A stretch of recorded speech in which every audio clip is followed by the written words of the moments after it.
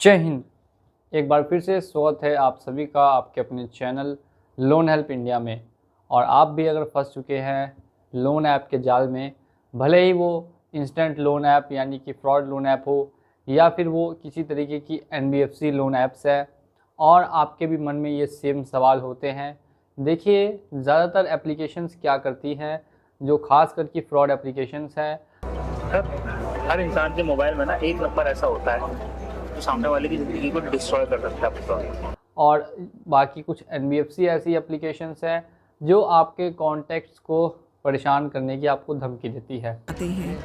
मुझे आपकी पेमेंट चाहिए सर, वरना 1 तारीख और 2 तारीख आपकी जिंदगी खराब कर दी है। मैं क्या आप करना सर? घर की ज्वेलरी देखो, घर देखो, बाइक देखो, कुछ भी देखो, मुझे पैसे चाहिए। मैं गाड़ियाँ तभी रोक पाऊंगी सर जब आप पेमेंट।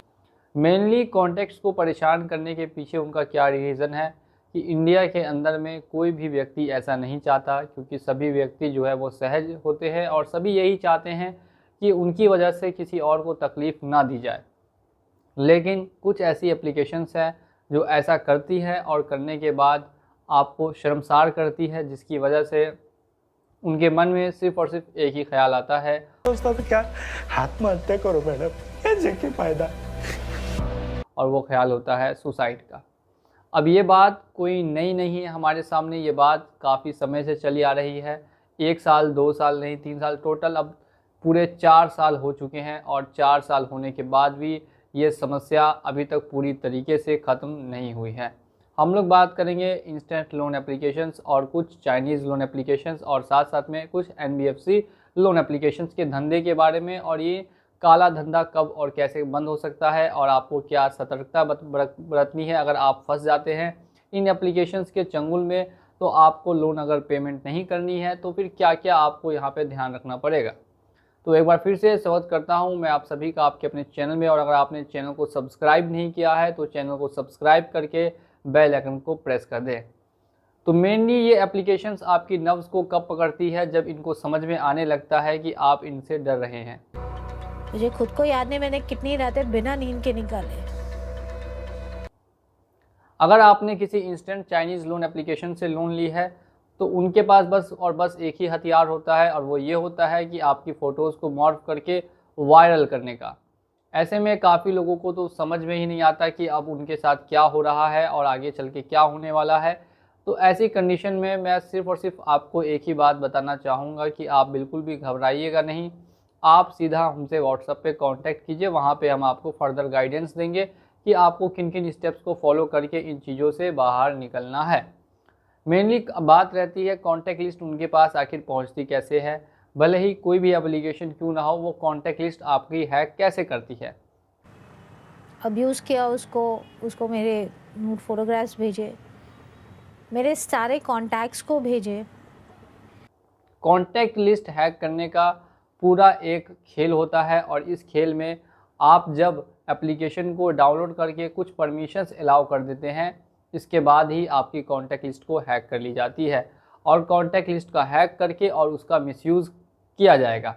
ऐसे में सबसे पहला काम जो आपको करना है वो ये है कि आपको अपने व्हाट्सएप पे एक DP लगानी है। व्हाट्सएप पे एक DP लगा के आपको सभी को ये सूचना देनी है कि जो आपका ये फ़ोन है वो ऑलरेडी हैक हो चुका है, और फ़ोन हैक होने की वजह से अगर किसी तरीके की अभद्र मैसेज किसी को भी जाता है तो प्लीज़ उसको इग्नोर करें, और प्लीज़ उसका कोई रिप्लाई ना दें। ऐसा एक आप DP लगा सकते हैं, या किसी को कोई कॉल जाता है तो उसको इग्नोर कर दें, क्योंकि आपका फ़ोन ऑलरेडी हैक हो चुका है, और आप इसकी कंप्लेन एक साइबर क्राइम में भी फाइल कर सकते हैं। अब काफ़ी लोगों को ये पता नहीं होता कि साइबर क्राइम में आखिर कंप्लेन कैसे फाइल करनी होती है या कैसे की जाती है। सिंपल प्रोसेस में अगर मैं आपको समझाऊं तो साइबर क्राइम में कंप्लेन फाइल करने के लिए आपको ऑनलाइन क्रोम पे जाके सर्च करना होगा साइबर क्राइम, और वहाँ पे साइबर क्राइम गवर्नमेंट की एक वेबसाइट आएगी जहाँ पे फाइल अ कंप्लेन का ऑप्शन मिलेगा। वहाँ जाके आप कंप्लेन फाइल कर सकते हैं।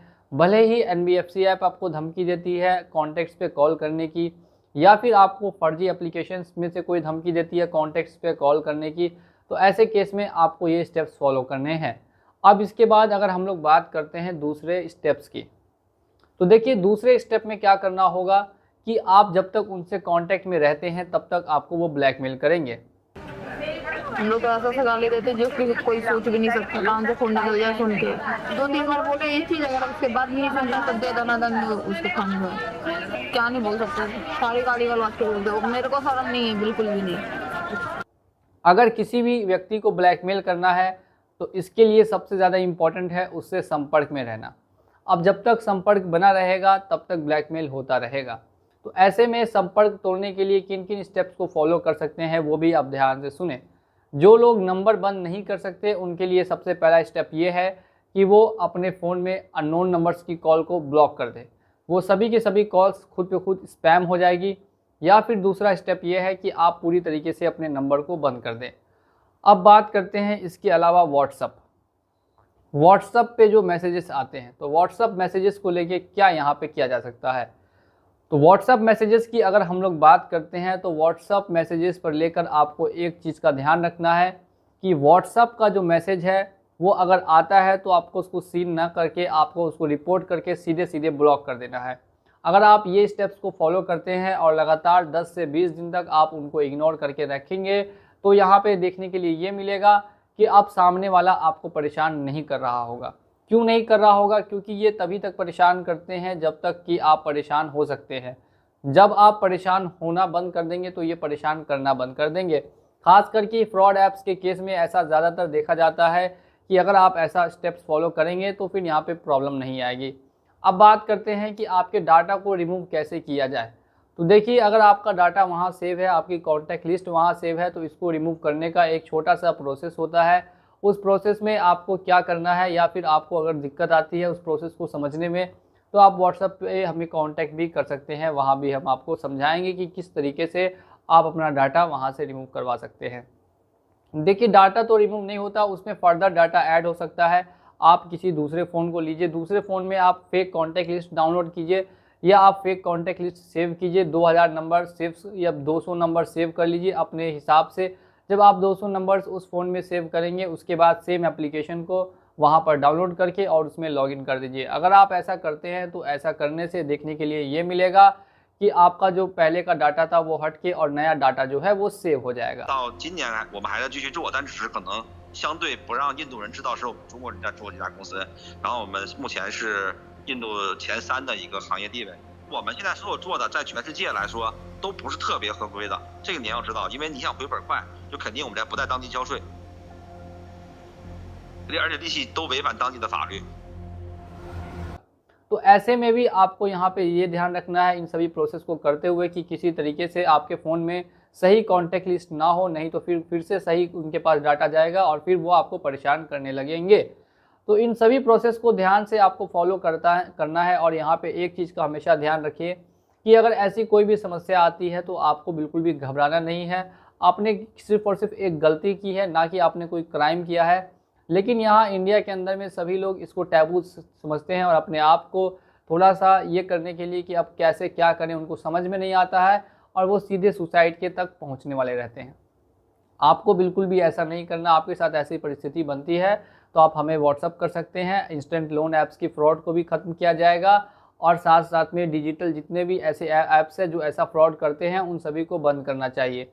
अब इसमें सरकार की क्या अहम भूमिका रही है? सरकार ने ये अहम भूमिका दिखाते हुए पिछले कई सालों में कई एप्लीकेशंस को बंद किया है, लेकिन कई एप्लीकेशंस बंद करने के बाद भी लगातार नई नई एप्लीकेशंस आ जाती है। तो इसमें सबसे बेहतर यही उपाय है कि आप कभी भी बिना किसी एप्लीकेशन का रिव्यू चेक किए हुए कभी भी उस पर आप लोन ना लें। ब्लाइंडली ट्रस्ट करके अगर आप लोग लोन लेंगे तो फिर आप लोग भी फंस सकते हैं। तो ऐसे में कभी भी इस चीज़ का ध्यान रखें कि ब्लाइंडली ट्रस्ट आपको गलती से भी नहीं करना है और लोन लेने से पहले इन सभी बातों का ख्याल रखिएगा कि जहां आप लोन ले रहे हैं वहां पे आपका डाटा सेफ़ एंड सिक्योर होना चाहिए। अगर सेफ़ एंड सिक्योर नहीं है तो समझिए कि आपको फ्यूचर में फिर बहुत सारी प्रॉब्लम्स का सामना करने के लिए देखना पड़ेगा। इसी के साथ अगर मेरा वीडियो आपको पसंद आया हो तो वीडियो को लाइक कीजिएगा। साथ ही में अगर चैनल पर नए हैं और चैनल को सब्सक्राइब नहीं किया तो चैनल को सब्सक्राइब करके बेल आइकन को प्रेस कर दीजिए। चलिए चलता हूँ आज के इस वीडियो में और मिलूँगा आप लोगों से अगले वीडियो में बहुत ही जल्द। जय हिंद, जय भारत।